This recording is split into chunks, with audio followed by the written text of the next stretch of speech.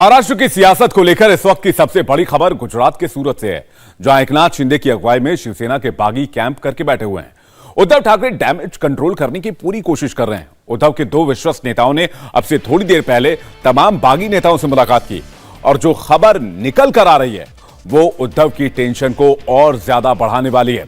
खबर है कि एकनाथ शिंदे ने साफ साफ कहा है कि शिवसेना को अगर बचाना है तो बाला साहेब वाला हिंदुत्व फॉलो करना होगा। सबसे बड़ी बात, एनसीपी और कांग्रेस के साथ नाता तोड़ना होगा, ये बड़ी शर्त रख दी है। खबर के मुताबिक एकनाथ और उद्धव के बीच नहीं बल्कि एकनाथ और रश्मि ठाकरे के बीच बातचीत हुई है और इस बातचीत में एकनाथ शिंदे ने पूरा मैसेज क्लियर कर दिया है। बड़ी बात है कि नंबर गेम में महाराष्ट्र की सरकार अल्पमत में है और विपक्ष बहुमत में पहुंच गया है और अब उद्धव के सामने फैसला देने के लिए ज्यादा वक्त नहीं बचा। लेकिन थोड़ी देर पहले शिवसेना सांसद संजय राउत ने बड़ी बात कही। उन्होंने कहा कि शिंदे से बातचीत हो चुकी है, उनके दो आदमी थोड़ी देर में ठाकरे से बात करेंगे। क्या शिंदे से डील ही आखिरी उपाय है? देखिए इस रिपोर्ट में।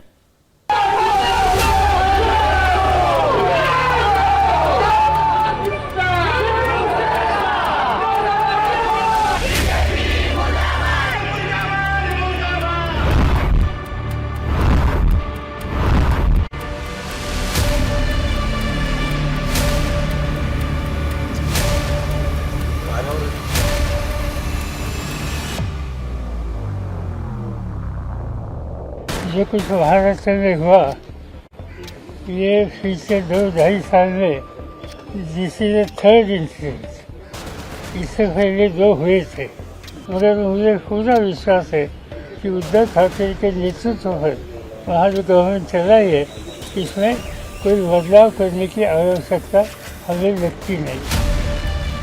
महाराष्ट्र की सियासत में भूचाल आ गया है। उद्धव की नैया पार लगेगी या डूब जाएगी कुछ भी कंफर्म नहीं है। महाराष्ट्र में महाविकास अघाड़ी की सरकार है। शिवसेना, एनसीपी और कांग्रेस पार्टनर हैं। गठबंधन में कल तक शिवसेना सबसे ताकतवर थी, लेकिन आज नंबर गेम में शिवसेना आखिरी पायदान पर है।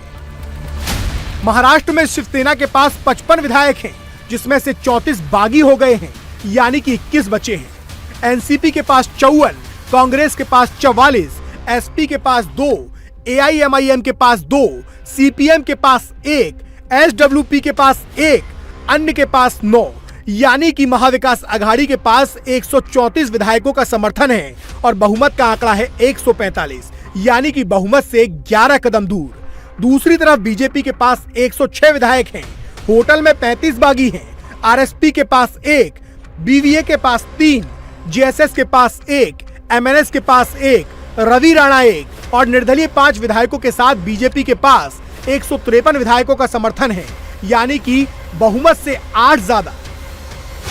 नंबर गेम एकदम क्लियर है। महाविकास अघाड़ी की अगुवाई करने वाली शिवसेना, जो कल तक सबसे बड़ी पार्टी थी, आज उसकी ताकत सबसे कम दिखाई दे रही है और इसकी सबसे बड़ी वजह है एकनाथ शिंदे। एकनाथ शिंदे सबसे ताकतवर शिव सैनिकों में से एक है। उद्धव के बाद सीएम पद के दावेदार माने जाते हैं। महाराष्ट्र सरकार में नगर विकास मंत्री हैं। 1980 में बतौर शाखा प्रमुख शिवसेना से जुड़े थे। मुंबई की ठाणे कोपरी से 4 बार के विधायक हैं और शिवसेना के लिए जेल भी जा चुके हैं। लेकिन आखिर शिंदे ने बगावत क्यों की, इसकी कहानी भी समझ लीजिए। इसकी सबसे पहली वजह है हिंदुत्व को लेकर नाराजगी और दूसरी वजह है बीजेपी की तरफ झुकाव। तीसरी वजह है कांग्रेस के खिलाफ होना और चौथी वजह है पार्टी और सरकार में उन्हें साइडलाइन किया जाना। एकनाथ शिंदे वो शिव सैनिक हैं जिनका कद पार्टी में दूसरे नंबर पर माना जाता है, मगर उन्हें साइडलाइन करने का गेम प्लान किया गया। उद्धव के करीबियों, जिसमें संजय राउत भी एक है, उन्हें लगातार कमजोर करने में जुट गए। लेकिन जब खुद शिंदे ने हाथ खींचा तो सरकार ही खतरे में आ गई। शिंदे पार्टी विधानमंडल दल के नेता थे। इस प्रकरण के बीच उद्धव ने उन्हें इस पद से हटा दिया। जवाब शिंदे ने ट्वीट कर दिया। शिंदे ने लिखा कि हम बाला साहब के पक्के शिव सैनिक हैं। बाला साहेब ने हमें हिंदुत्व सिखाया है। बाला साहब के विचारों और धर्मवीर आनंद दीघे साहब की शिक्षाओं के बारे में सत्ता के लिए हमने कभी धोखा नहीं दिया और ना कभी देंगे। शिंदे का संदेश साफ है, वो हिंदुत्व के साथ है। ये बगावत लंबे समय से पक रही थी। बाला साहेब का इमोशनल कार्ड खेलकर शिव सैनिकों में सहानुभूति बनाए रखने की कोशिश की गई है, क्योंकि शिवसेना तख्ता पलट की कोशिश के खिलाफ महाराष्ट्र की सड़कों पर आ गई है। हम शिवसैनिक ये कहेंगे कि अभी उद्धव साहब, बाला साहब जिसने भी बड़ा किया है, जो गद्दारी करता है वो खड्डे पे जाता है। शिवसैनिक उसको ताकत दिखाता है और उद्धव साहब और बाला साहब सबका आशीर्वाद शिवसैनिक के सिर पे है। इसीलिए हम सब शिवसैनिक मिल के उसका ये सिखाएंगा, उसको खड्डा पे जाएगा। सारी जनता महाराष्ट्र की उद्धव साहब के पीछे है, ये दिखाने के लिए हम लोग सारे इकट्ठे हो गए। शिवसेना यही मैसेज देना चाहती कि सारी जनता उद्धव साहब के पीछे है। एकनाथ शिंदे इस समय बीजेपी शासित गुजरात के सूरत में अपने शागिर्दों के साथ होटल में शरण लेकर बैठे हैं। शिंदे के साथ बागियों की पूरी फौज है। शंभूराज देसाई, संदीपान भुमरे, अब्दुल सत्तार, भरत गोगावले, प्रताप सरनाइक, संजय गायकवाड़, महेंद्र दलवी, विश्वनाथ भोयर। शिंदे की बगावत के बाद महाराष्ट्र की सरकार खतरे में है। नंबर गेम पलट चुका है। बहुमत बीजेपी के पाले में दिखाई दे रहा है, लेकिन शरद पवार का दावा है कि 2.5 साल में ये तीसरी बार हो रहा है और सरकार उद्धव की ही रहेगी।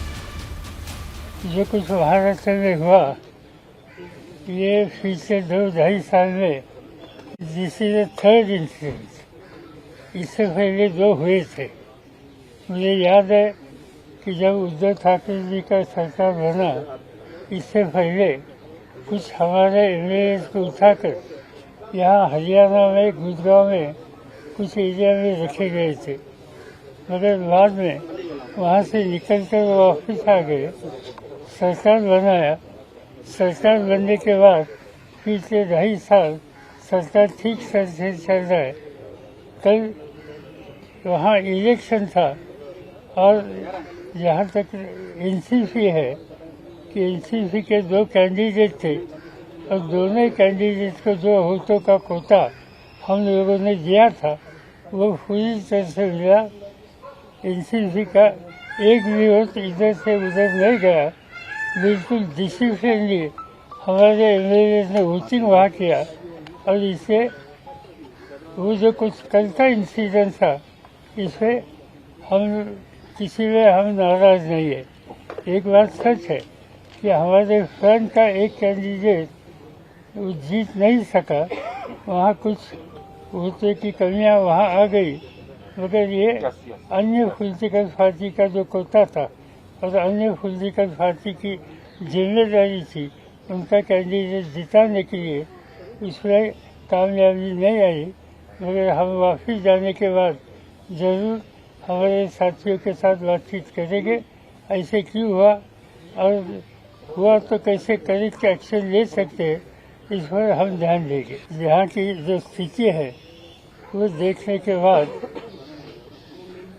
इससे कुछ न कुछ रास्ता निकलेगा, इस पर मेरा पूरा भरोसा है। बिल्कुल हम विजय कांग्रेस, विजय एनसीपी, विजय शिवसेना, हम तीनों ही साथ, मगर जब तक एग्जैक्टली क्या इशू है और कैसे रिजॉल्व करना, इसमें शिवसेना की गाइडलाइन हमें मिलती नहीं, तब तक इस पर हम कुछ कदम उठाना ठीक नहीं।